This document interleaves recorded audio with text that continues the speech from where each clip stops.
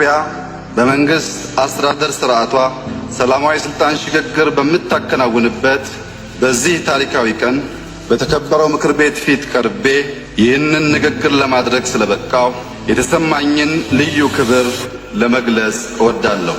ትላንት አባቶቻችን በመተማ በአድዋ በማይጨውና በካራማራ አጥንታቸውን ከስክሰው የከበረ ደማቸውን አፍስሰው በክብርና በአንድነት ያቆዩት ሀገር አለችን።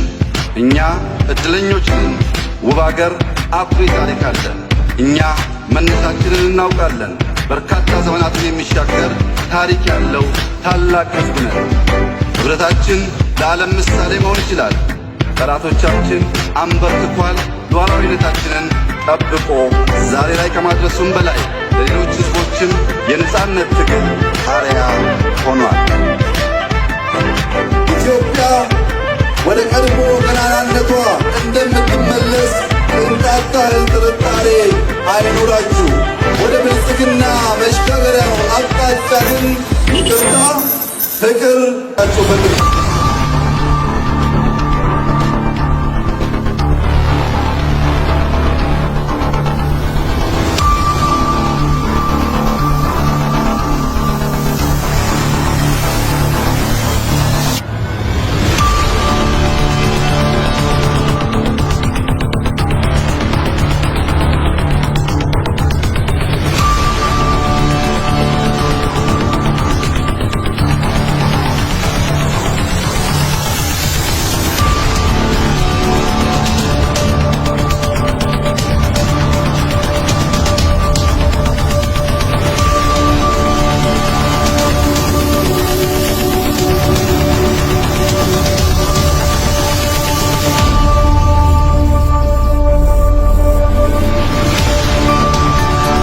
GERD is actually a people's project.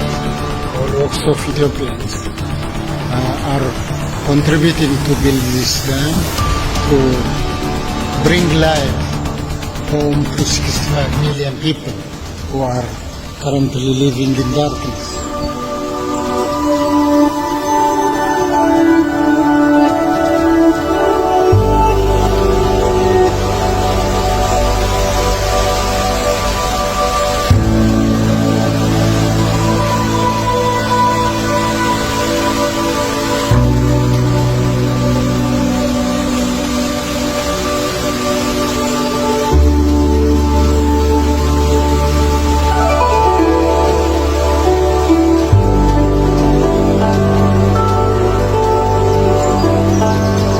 ህዳሴ በጣም ብዙ ፈተና ያለው ቢሆን ቴክኒካሊም በገንዘብ ብዙ እየተፈተንበት ያሉ ጉዳዮች ቢኖሩ ለኢትዮጵያ ሕዝብ ቃል በገባነው መሰረት እናሳካዋለን። ይሄ የሚታጠፍ ሐሳብ አለ። ብልጽግና ይሄ ነው። አፍሪካ ላይ የለም፣ ኢትዮጵያ ላይ የለም። ብልጽግና ይሄ ስንመጣ አልነበረም፣ በገንዘቡም በስራውም አልነበረም። ብዙ ውሳኔዎች ወስነን ሞተን ያሳካነው አናራክሰውም። ስንመጣ 1 ሊትር ውሃ ያዙ 60 ቢሊዮን ፕላስ ይዘናል። ይሄ ድል ብልጽግና ማለት እንደዚህ አይነቱን በየቦታው ማየት ነው። በተለያየ ዘርፍ በተለያየ ቦታ እንደዚህ አይነት በጣም ግራንድ የሆኑ ስራዎች ማየት ማለት ነው። እሱን ማድረግ ከተቻለ ለሀገራችን ለልጆቻችን በጣም አስፈላጊ ነገር ነው። እጅግ ደስ የሚል ድል ነው። መላው ኢትዮጵያ እንኳን ደስ ያላችሁ። የሱዳን ወንድሞቻችን እንኳን ደስ ያላችሁ። ተጨማሪ ውሃ አግኝታችኋል። ይሄም ውሃ የጋራችን ነው፣ ተጠቀሙበታላችሁ።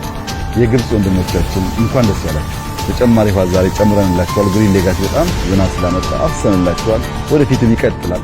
ተጋግዘን ተባብረን ቀጠናችንን እናሳድጋለን። በዚህ መንፈስና ስፒሪት ከሄዱ ለሁላችን ጠቃሚ የሚሆን እንደሚሆን ተስፋ አደርጋለሁ።